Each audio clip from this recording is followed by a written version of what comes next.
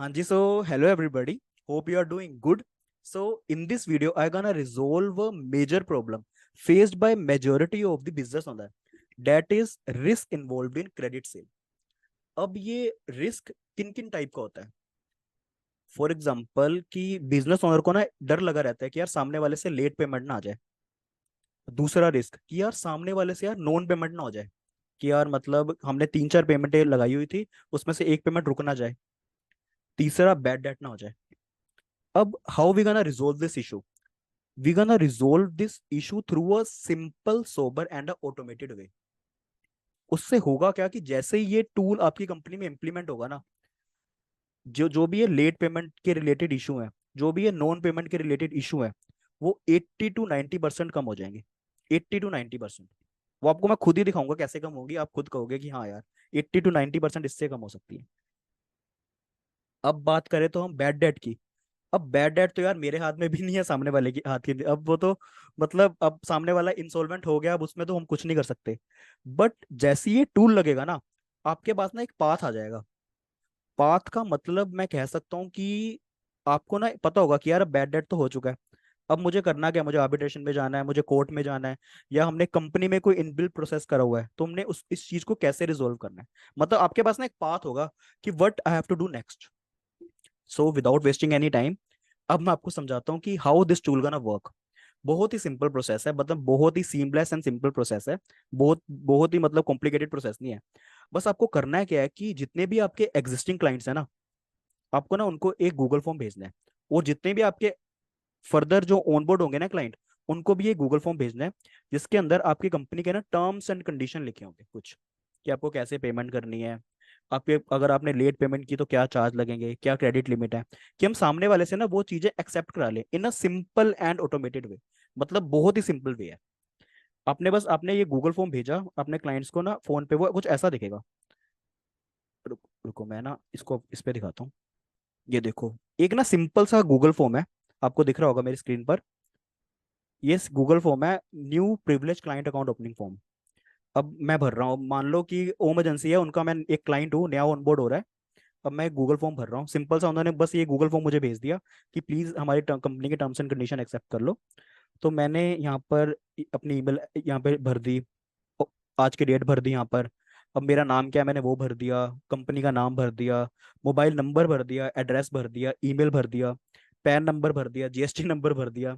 अब agreed payment terms क्या है कि मैंने 17 दिन में पेमेंट करनी है, 7 दिन में पेमेंट करनी है। अब वो हर कंपनी का अलग अलग वो होता है, क्या बोलते हैं, मतलब हर बिजनेस टू बिजनेस डिपेंड करता है। फिर मैंने मोड ऑफ पेमेंट सेलेक्ट कर ली, क्रेडिट लिमिट सेलेक्ट कर ली, लास्ट में अपना सिग्नेचर लगा लिया। अब इसको ना आप मतलब ये भी डिपेंड करता है कि आप इसको रखना चाहते हो नहीं रखना चाहते, इसको हटाना चाहते हो हटा भी सकते हो। और नीचे ना हमारी कंपनी के ना टर्म्स एंड कंडीशन कुछ लिखे हुए हैं यहाँ पर। अब जैसे ही मैं ये टर्म्स एंड कंडीशन है, मतलब कि लेट पेमेंट क्या है, लेट पेमेंट करोगे तो क्रेडिट लिमिट आपकी रिड्यूस हो जाएगी, चेक रिटर्न होगा तो ये चार्ज है, मतलब जो भी टर्म्स एंड कंडीशन है पेमेंट की वो सारी यहाँ पर लिखी हुई है।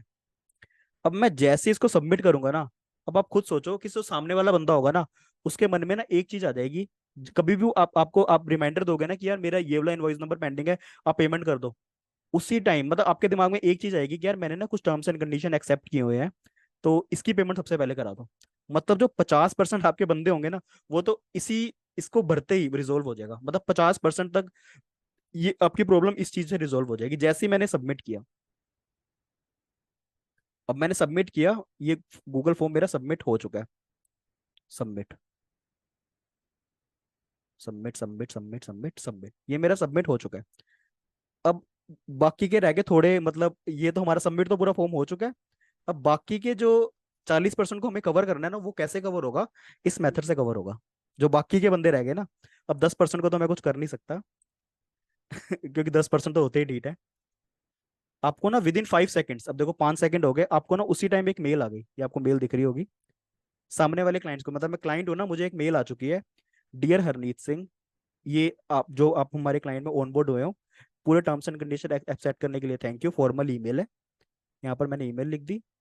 और जो मैंने टर्म्स एंड कंडीशन उस फॉर्म में एक्सेप्ट करी थी ना, वो पूरे एक प्रॉपर एग्रीमेंट में आ गई है। ये देखो, आज की तारीख आ गई, ये मेरा नाम पता ऑटोमेटिकली इसमें आ गया, मैंने गूगल फॉर्म पे भरा, यहाँ पर ऑटोमेटिकली आ चुका है। यहाँ पर पूरा प्रॉपर एग्रीमेंट है ये। पेमेंट टर्म्स क्या है, क्या मोड होगी, क्या क्रेडिट लिमिट हमने हमने एक्सेप्ट की है, ये पूरे नीचे टर्म्स एंड कंडीशन है जो वहां पे लिखी हुई थी, पूरी प्रॉपर टर्म्स एंड कंडीशन, और लास्ट में मेरा सिग्नेचर भी आ गया, जो मैंने अपडेट किया था ना वहां पर, वो सिग्नेचर भी आ गया।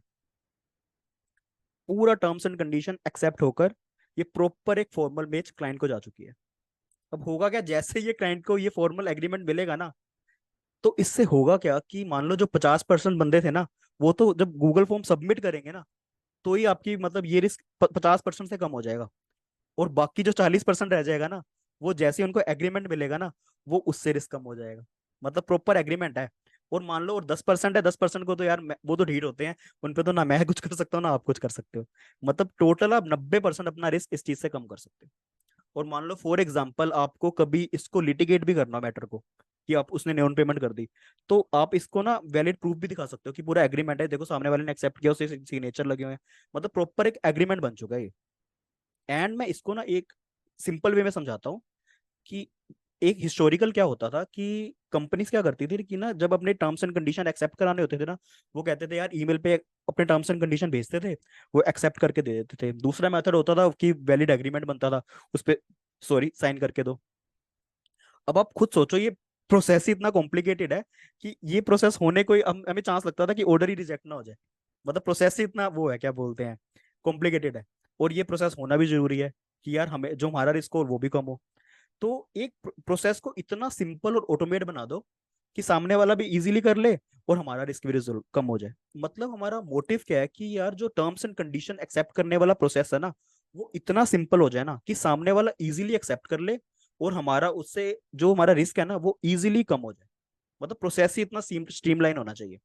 अब आपको मैं बताऊं कि amazon है, amazon इतनी बड़ी कंपनी क्यों है, उसके पीछे आपने कभी स्ट्रेटेजी, आपने कभी दिमाग लगाया है?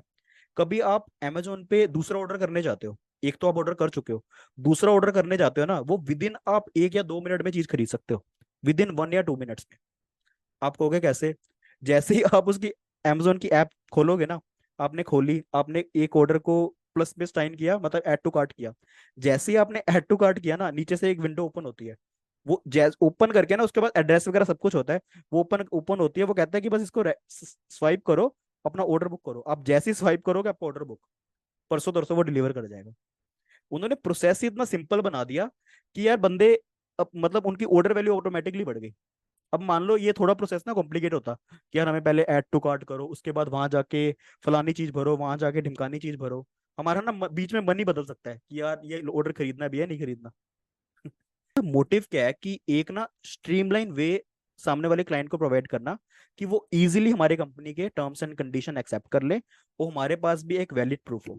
और उससे होगा क्या कि हमारा रिस्क ऑटोमेटिकली रिजोल्व हो जाएगा। होप आपको ये वीडियो अच्छी लगी, एंड आपको कोई भी क्वेरी हो इसके रिस्पेक्ट में आप मुझसे पूछ सकते हो।